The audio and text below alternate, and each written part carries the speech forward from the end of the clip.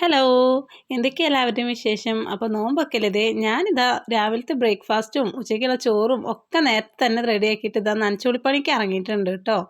അപ്പോൾ ആദ്യം തന്നെ ടെറസിൻ്റെ മുകളിൽ അടിച്ചു വാരാമെന്ന് വിചാരിച്ച് കുറച്ച് അരി ഉണ്ടായിരുന്നത് കഴുകി ഉണക്കാനും ഉണ്ട് കേട്ടോ. അങ്ങനെ ടെറസിൻ്റെ മുകളൊക്കെ അടിച്ചു വാരാനായിട്ട് ഞാൻ നേരെ അരി കഴുകാൻ പോയി. അരിയൊക്കെ കഴുകി മേലെ കൊണ്ടുവന്നിട്ടു കേട്ടോ.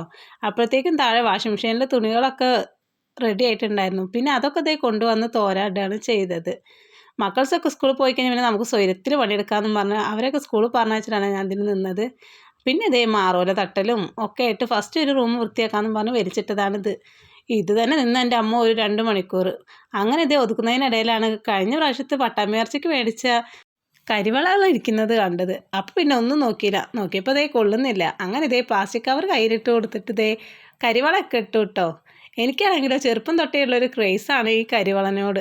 അങ്ങനെ അത് കഴിഞ്ഞ് റെഡിയാക്കാനുള്ള പെട്ടികൾ നോക്കിയപ്പോഴാണ് എൻ്റെ കല്യാണ സാരിയാണ്, എൻ്റെ വീട്ടിൽ നിന്ന് എടുത്ത സാരിയാണ് കേട്ടോ ഇത്.